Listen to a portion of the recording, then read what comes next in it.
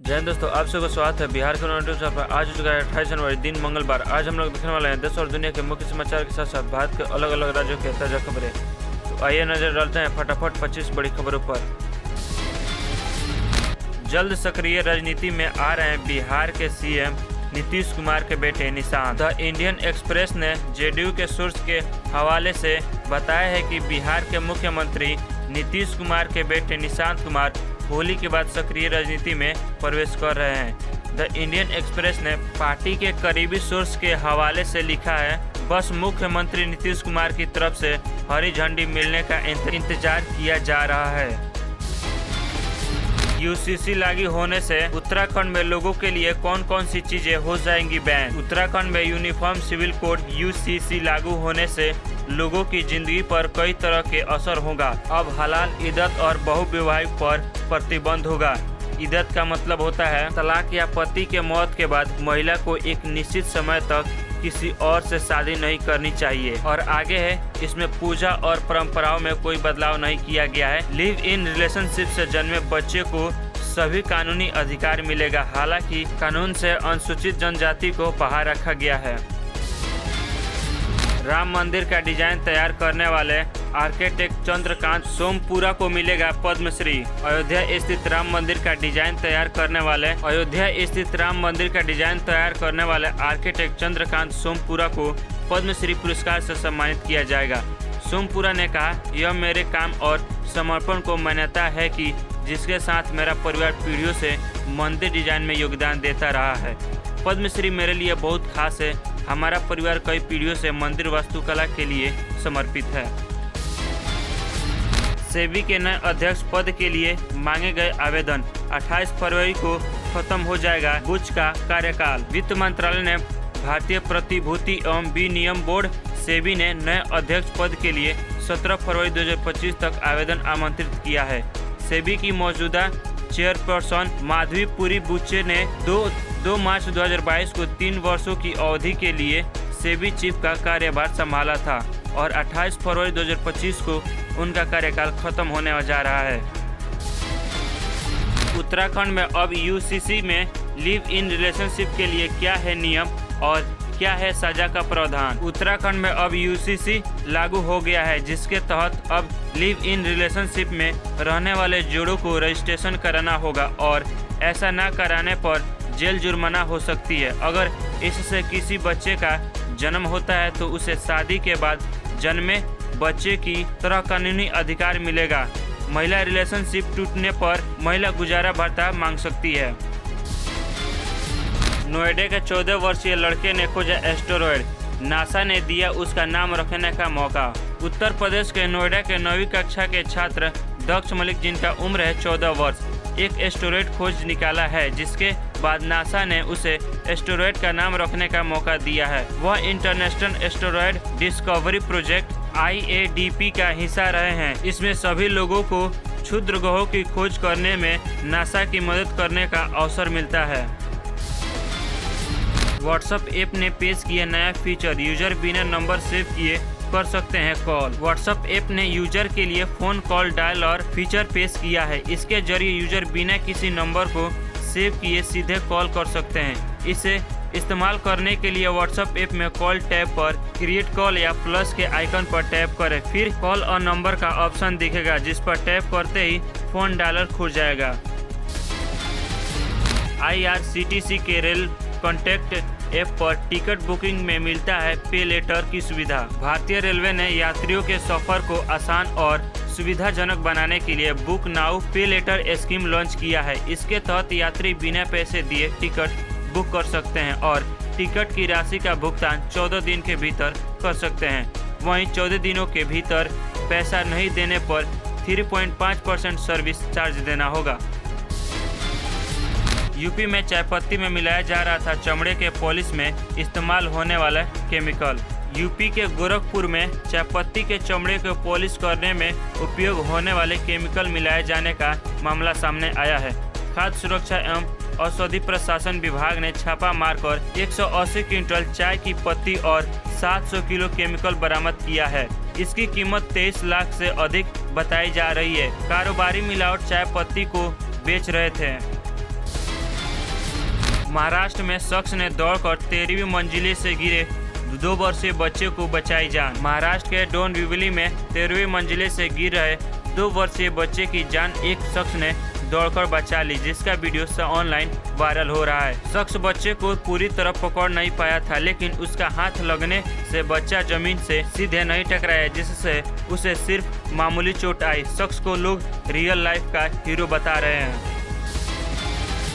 कठपुतली कला से 70+ वर्षों से महाकाव्यों को प्रस्तुत कर रही हैं कर्नाटक की पद्मश्री विजेता। कर्नाटक को पाला की 96 वर्षीय भीमोआ 2025 के पद्मश्री विजेताओं की सूची में शामिल हैं। भीमोआ पिछले 70 से भी ज्यादा वर्षों से रामायण और महाभारत जैसे महाकाव्यों को तोगलू कोम्बोयाटा के माध्यम से प्रस्तुत कर रही हैं। उन्हें America, Paris, Italy, Iran, Dubai सहित कई देशों में इस कला के प्रदर्शन का श्रेय जाता है।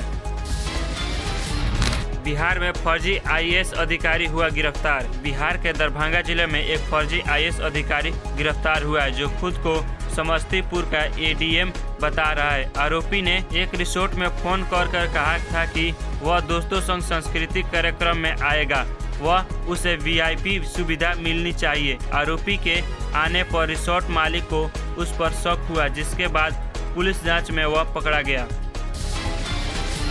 यूनिफॉर्म सिविल कोड लागू करने वाला आज़ाद भारत का पहला राज्य बना उत्तराखंड। उत्तराखंड आज़ाद भारत का यूनिफॉर्म सिविल कोड लागू करने वाला पहला राज्य बन गया है। अब उत्तराखंड में शादी और लिव इन रिलेशनशिप का पंजीकरण अनिवार्य हो गया है। मुख्यमंत्री पुष्कर सिंह धामी के मुताबिक इसके अंतर्गत जाति, धर्म और लिंग के आधार पर भेदभाव करने वाले व्यक्तिगत नागरिक मामलों से संबंधित कानून में एकरूपता लाने का प्रयास किया गया है। केंद्रीय गृह मंत्री अमित शाह ने महाकुंभ में लगाई डुबकी। केंद्रीय गृह मंत्री अमित शाह ने प्रयागराज में जारी महाकुंभ सोमवार को डुबकी लगाई, जिसकी तस्वीर और वीडियो सामने आया है। इस अवसर पर उनके साथ यूपी के मुख्यमंत्री योगी आदित्यनाथ, योग गुरु स्वामी रामदेव और अन्य साधु संत भी मौजूद रहे, जिन्होंने शाह को आशीर्वाद दिया। शाह ने त्रिवेणी संगम में जल का आचमन भी किया। 29 जनवरी को इसरो लॉन्च करेगा NVS-02 सैटेलाइट। लोग देख सकेंगे लाइव। भारतीय अंतरिक्ष अनुसंधान संगठन इसरो 29 जनवरी को GSLV F-15 रॉकेट से NVS-02 सैटेलाइट को आंध्र प्रदेश के श्रीहरिकोटा से लॉन्च करेगा। NVS-02 का वजन 2250 किलोग्राम है, जिससे IRNSS-1E सैटेलाइट की वजन तैनात किया जाएगा। इसरो इस मिशन का सीधा प्रसारण अपने आधिकारिक यूट्यूब चैनल अन्य सोशल मीडिया अकाउंट पर करेगा, जो सुबह 5:50 से। उत्तराखंड के राजकीय फूल ब्रह्म कमल को कहा जाता है देवपुष्प। उत्तराखंड के राजकीय फूल ब्रह्म कमल को देवपुष्प भी कहा जाता है। रात में खिलने वाला ब्रह्म कमल हिमालयी क्षेत्रों या इसके आसपास के बेहद ठंडे इलाकों में खिलते हैं, जिन्हें देखने के लिए हाई एल्टीट्यूड में जाना होता है। शास्त्रों के मुताबिक भगवान विष्णु ने भगवान शिव को ब्रह्म कमल के फूल अर्पित किए थे। बजट 2025 से इन्वेस्टर और टैक्स पेयर की क्या है 10 सबसे बड़ी मांगे। मनी कंट्रोल के मुताबिक इन्वेस्टर और टैक्स पेयर ने वित्त मंत्री से 10 मांगे रखी है। इनमें स्टैंडर्ड डिडक्शन लिमिटेड बढ़े, सालाना 10 लाख आय वालों को जीरो टैक्स, हेल्थ पॉलिसी पर 80D के तहत डिडक्शन बढ़े, STT को खत्म किया जाए, पेंशनर्स को ITR फाइल करने से छूट मिले और इनकम टैक्स पे 25% टैक्स का नया स्लैब शामिल है। वकील को यूपी में डिजिटल अरेस्ट करने की हुई कोशिश, उल्टा पड़ गया जलसाज का दांव। यूपी के गोरखपुर में एक वकील को डिजिटल अरेस्ट करने का दांव जलसाजों को उल्टा पड़ गया। जलसाज ने वकील को उसके बेटे के रेप केस में फंसाने की झूठी जानकारी दी थी। करीब 6 मिनट की बातचीत के बाद वकील ने जलसाजों को बताया कि उनके बेटे की उम्र सिर्फ 2 साल है, तो वह अपना आप खो बैठा। तो दोस्तों, इस तरह का कॉल या मैसेज आता है जिसमें बताया जाता है कि आपके परिवार का ये हो गया है, वो हो गया है, तो इसकी तुरंत रिपोर्ट पुलिस को खबर करें। जसप्रीत बुमराह बने ICC men's test cricket of the year का खिताब जीतने वाले पहले भारतीय पेसर। भारतीय पेसर जसप्रीत बुमराह ने ICC men's test cricket of the year 2024 का अवार्ड जीता है। इसके साथ ही वह यह अवार्ड जीतने वाले पहले भारतीय तेज गेंदबाज भी बन गए हैं। बुमराह ने पिछले साल 14.92 की शानदार औसत से 71 टेस्ट विकेट लिए और वह 2024 में टेस्ट क्रिकेट में सबसे ज़्यादा विकेट लेने वाले गेंदबाज रहे। तो दोस्तों अब वक्त हो चुका है नौकरियों से संबंधित खबरों पर नजर डालने पर। तो यह वीडियो पसंद आ रहा है तो इस वीडियो को लाइक कीजिए, शेयर कीजिए और चैनल पर पहले बनाए तो चैनल को सब्सक्राइब करके बेल नोटिफिकेशन को ऑल पर सेट कर लीजिए। इस चैनल पर रोजाना आपको काम की खबरें, मुख्य समाचार, ताज़ा समाचार देखने को मिलता रहता है।